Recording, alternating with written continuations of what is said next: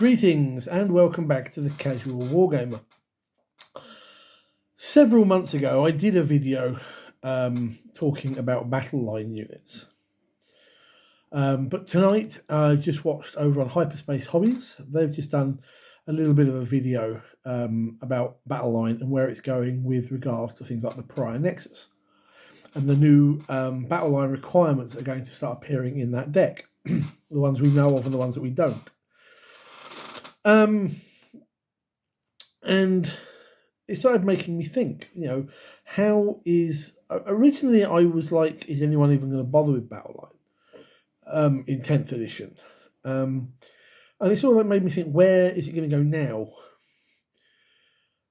I myself have never really stopped using Battleline because with my history of the game going back decades, you always had a character and two troop choices, or two characters and three troop choices.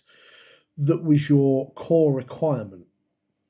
And there's just something about letting that go that I don't like. And so every list of mine has basically been 2 to 3 Battleline units. Early on, it was basic intercessors. Now, pretty much, I feel I have to run heavy intercessors because it's the only way of having Marines be a little bit more survivable and having that little extra bit of punch with Strength 5 weapons. And because of that, I struggle with list building because I kind of feel you have to have these. And it doesn't always leave a lot because I tend to play a lot of 1,000-point tournaments at the local store, 1,500-point games, 1,750-point games.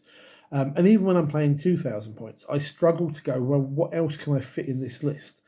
Because you kind of need something to cover, your anti-tank. You've got to have something that can do objectives. You've got something that can potentially drop down and score you table quarters or investigate signals. Forcing myself to take Battleline kind of hampers that a little bit.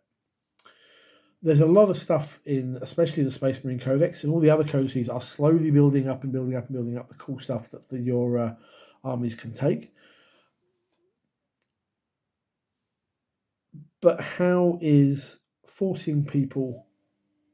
I'm using the term forcing, it's not quite right. But how is making people play Battleline going to make any difference? Are tournament players suddenly going to start pulling out, their basic troop choices? And I don't know. I mean, I'm not a competitive player. I don't follow the tournament circuit. I do like to have a look at some of the vids now and again that talk about it. But are they going to start playing Battleline units just because the new Pariah Nexus deck sort of like tries to push you in that direction? I think they'll be forced to, up to a point. But how is that going to affect tournaments? I think Games Workshop's, what do they call it? Their Meta Watch, where they basically give you the percentages of the win rates.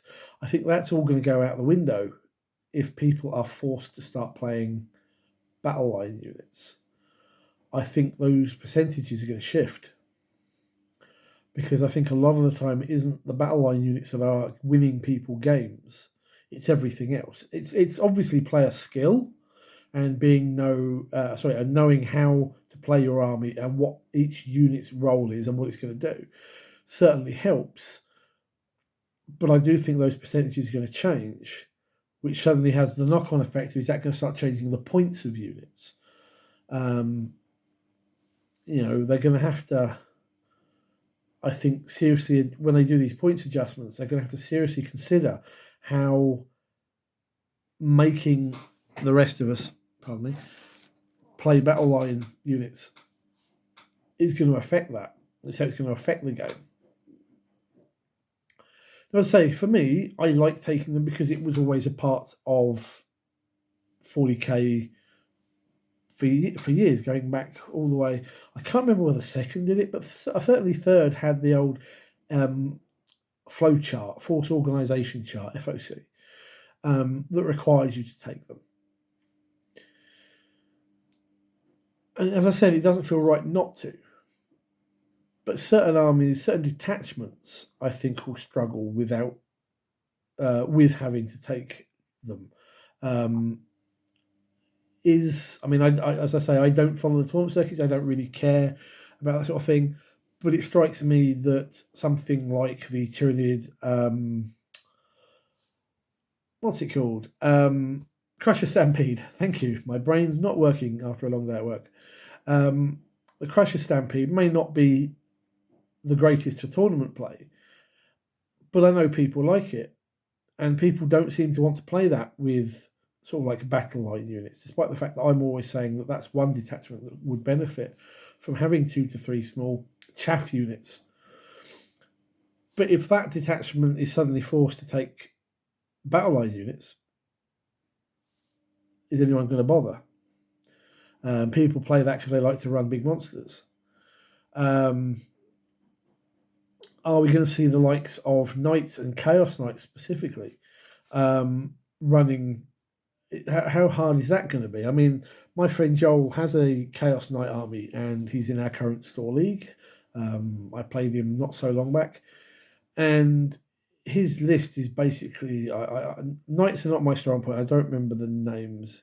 It's the one with the great big volcano cannon type thing. He has one of those, and the rest is basically is it war dogs and carnivores, and he's already spamming war dog units over anything else, and I struggle to deal with it. It's just too tough to handle. But that's kind of like his battle line equivalents. How is it going to affect something like Eldari? Rarely do I ever see. They do show up, but I never see the likes of Guardians showing up in Eldari lists. It's always aspect warriors, and quite frequently it's wraith constructs, which are not battle line. Orcs are going to be horrible.